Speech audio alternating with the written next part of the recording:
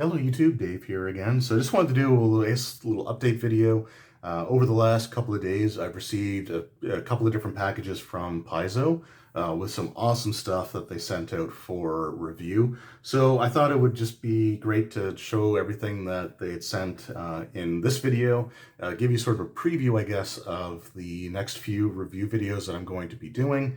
And I really want to thank them for sending this stuff out to me. I know, like, when Nova Scotia went into its second lockdown, it hit me like mentally a little bit harder than I was kind of expecting. And over the last few months, it's kind of been difficult to have the enthusiasm for just about anything, really. But to try to sit down and do YouTube videos, it's been a little bit of a struggle mentally to sort of like just get the drive to do it. It was the second year in a row that I was in lockdown and not able to really do anything for both my birthday and Father's Day. So like, just, I don't know, 2 years in a row of that. I know it sounds selfish, but 2 years in a row of not being able to see family on my birthday, sort of thing. Although Father's Day we were able to get out, which is kind of nice, but just, I don't know, it just really sort of, it just took, it was a mental drain on me, an emotional drain. I don't know how to properly describe it.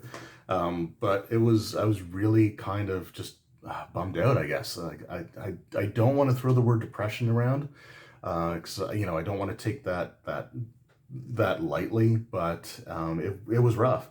And I just didn't have the drive to do things. I wasn't sure if I'd be able to like really get videos out. So I wasn't asking for stuff from Paizo for a while. And they were still sending me things, and I did try to make some videos on them, and I really do appreciate it. But at one point, I just actually emailed, or I received an email from the PR person from Paizo, and he just had some really kind things to say, and it really sort of helped like build me up, actually, and kind of give me a boost to look forward to getting to do these reviews again. And like, so they sent me a bunch of stuff here, and yeah, so let's just sort of go through. But before we do that, since we're talking about Paizo stuff, recently I did go to one of my local game stores, and I just picked this up. These are the first Paizo Goblin minis that I have in my collection. I was hoping to find the Artificer, because I love the Goblin Artificer mini, but they had these male, whoops, sorry, I bumped the table there. They had these male Goblin fighter minis, and yeah, they just look really, really cool. I love the Goblin design that Paizo has. So I just picked this up. This was with my own money, like this wasn't sent to me or anything. But yeah, I just want to show that up because it's Pathfinder, Paizo related, and so is the rest of this video. So we're just going to go through things here. This isn't the order that I'm going to be reviewing them in. It's just sort of the order that I'm just going to show them in. I'll talk about the order that I want to do the reviews in as we get towards the end of the video. But the first thing that they sent me is the first installment of the new 3-part Pathfinder 2nd Edition Adventure Path. And that is the Fists of the Ruby Phoenix Adventure Path. Despair on Danger Island. So I don't know much about the adventure paths or the stuff that, a lot of the stuff that was sent to me yet. I just received the package for this like today, just a few hours before I'm recording this. And this is probably going to be one of the later things that I get to do the review of. But still looking forward to reading through it here. On the back, it says Battle Royale there, and it sort of mentions the idea of like pre-qualifying for a tournament against other like warriors and other creatures that you have to deal with. So I don't want to go into too much here because, like I said, I haven't read any of it yet. I don't really know what the contents are, but it sounds very interesting. And it's adventure path for 11th to 14th level characters, or this installment of the adventure path, I should say, is for 11th to 14th level characters. So it's really cool. It's sort of a higher level beginning for an adventure path, so it's really nice, and it's a 3-parter, so it should be pretty easy. It should be pretty easy to be able to run this through its completion. But yeah, it looks really interesting. Fists of the Ruby Phoenix Adventure Path, Despair on Danger Island. Up next, speaking of adventure paths, we have the Starfinder Horizons of the Vast Planetfall adventure path. This is a 6-part adventure path, unlike the other one. So this is part 1 of 6. But basically, it seems, again, I don't want to get into too much here in this video because I'm going to save that for the actual review. But what it looks like is this is sort of like a new planet that was discovered, and the player characters are one of several teams of individuals that are there to try to clear the planet to make it habitable for new colonists. So obviously it's not going to be that easy. So it's interesting. I'm interested to see, again, where this one goes. Huge fan. I love Starfinder. The creature designs are just everything is just really, really cool. And this adventure path, again, that I'm really looking forward to. All right. So another adventure that was sent to me. This is not a part of an adventure path. This is one of the standalone adventures. There's been a few of them that have been released. I think this is the 4th one that's come out. So we've got the Pathfinder 2nd edition adventure Malevolence. So this is standalone, like Fall of Plaguestone, like the Slithering, and like, was it Troubles in Otari? So this is standalone. It's not part of an adventure path series. It's just a self-contained adventure, but this is sort of like, it's like a haunted house, kind of adventure. It's horror themed, and I'm a huge fan of horror in RPGs to begin with. So I'm really looking forward to this one here. And yeah, so again, I'm not going to spoil anything. Haven't read anything yet to really spoil. But this is one that I'm really looking forward to. Of the 3 adventures that I've shown here, this is actually going to be the first one that I want to do a review of. And this is one that I'm hoping to get a chance to run in the near future. So we'll see how that goes. Might try to set something up with some folks. But I'm really looking forward to going through this one. This is really cool. And I love the standalone. The adventure paths are fantastic as well. But I've loved each of the standalone adventures that they've done so far. They sort of each had their own sort of unique feel to them. Like the Fall of Plaguestone really felt like, the introduction of alchemy into Pathfinder 2nd edition, like welcoming it to the core rules and making it a key part of that first adventure was really cool. The Slithering was interesting because it was designed for a group of non-human characters.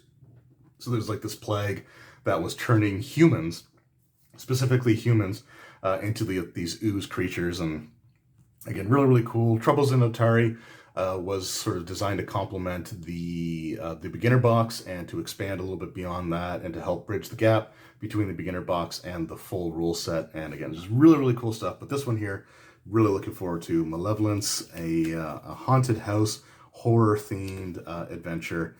Really, really cool. And to go along with that standalone adventure, like the other standalone modules that have come out, it also comes with its own flip mat. This is the Malevolence flip mat, and it actually has the mansion, the house that the adventure takes place in.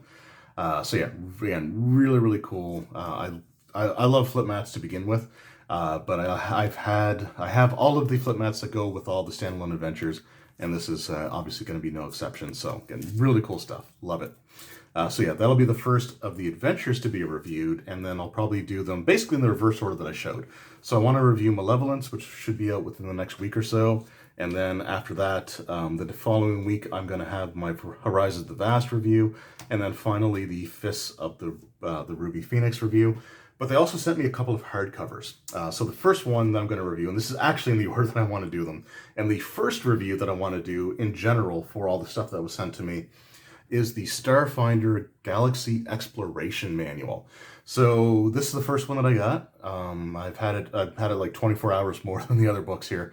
But I've actually been reading through a little bit of this one so far, and not very far into it yet, but I've been reading through, and I'm really kind of stoked about this book. It has, the first part is just this like generator for your backstory, which is really cool. You can roll for like the planet that you grew up on or the environment that you grew up on, basically. It could be a planet, it could be a space station, it could be like a subterranean colony. It gives you some ideas of what life was like there. There's like an event that occurred that turned you from where you lived just as another resident to becoming an adventurer, which is, again, I love that. And there's also a chart for how you're connected to the party. You could actually have that rolled for each party member in the group if you wanted to, or you could just have the one role for the party as a whole, like how they all know each other. But it's, again, really, really cool. There's also some awesome new options for the characters. So far, my favorite is the mechanic one, where they can use raw materials on a technologically inferior planet to create like jerry-rigged or not magical, but jerry-rigged technological items. You know, they may not work as well. Like they, instead of working, you know, multiple times a day or whatever, you may only be able to use one once a day. But I think it would make for a fun adventure if like the party was marooned on a low-tech planet or a no-tech planet, and they sort of have to cobble together some resources to make something to help them, you know, get back into space, sort of thing. So I think that's kind of neat, and just the overall exploration mechanics that I think they have here really allows you to create your own sort of like sandbox, basically, that you can let the players play in. It gives you like stuff for creating planets, creating systems, and I think this is a really great product to go along with the Deck of Many Worlds. Like I think the two complement each other very well. That you could use to just create hundreds upon hundreds of worlds for the characters to go through. So really, really cool stuff. This will be the first video that I have a review out for, and that should be out just a few days after this video goes out, hopefully. And then the last book that they sent me is the, I hope I'm saying this right. If I'm not, let me know. But the Mwangi Expanse. The Mwangi Expanse. Words are hard, and it's late at night, and I had to turn the air conditioner off so it wouldn't be droning in the background when I'm trying to do this video. So I'm struggling here, but we'll push through and we'll get to the end of this. So the Mwangi Expanse. This is a campaign setting book. It's part of the Lost Omens line of books, so it's got like the blue spine on here. But this is a large book. Like all of the Lost Omens books have been, you know, pretty thin.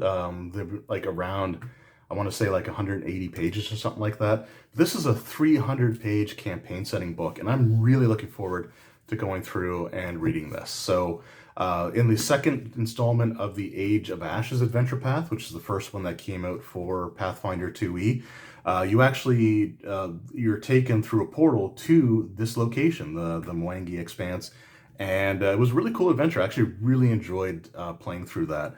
And so, yeah, really looking forward to this campaign setting. It's a big one. It's a 300-page book, so it's going to take a little bit of time to go through, but I'm hoping to have this review out hopefully within like 2 to 3 weeks of the time that this goes out. If not sooner, I just want to try to set a more realistic goal so I don't like overdo it and burn myself out, just trying to get back into the swing of things. So yeah, so those were the things that were sent to me by Paizo recently. Just an amazing lineup of products here, and I'm really looking forward to diving into each and every one of these. So yeah, again, I really want to thank them for sending this stuff out to me, and you know, to the PR, the head of the PR department over at Paizo. You know, just the you know, the email that you first sent after a couple months of really having no contact. You just said some things in there that really helped me get through. You know, really helped me push through sort of the impact of going into a second lockdown for me. So I want to thank you personally for that. I know I did in the email, but if you do get a chance, if you do actually watch this video, I just, you know, want you to hear me, you know, thank you very much for the kindness that you showed there. And I really appreciate you sending all this stuff to me. And, you know, I just want to thank Paizo a great deal for sending this out. And I can't wait to start getting these reviews out. So thank you to Paizo, and thank you every one of you that's taken time out of your day to watch this video. So hope you enjoyed. Hope you liked the little sneak preview.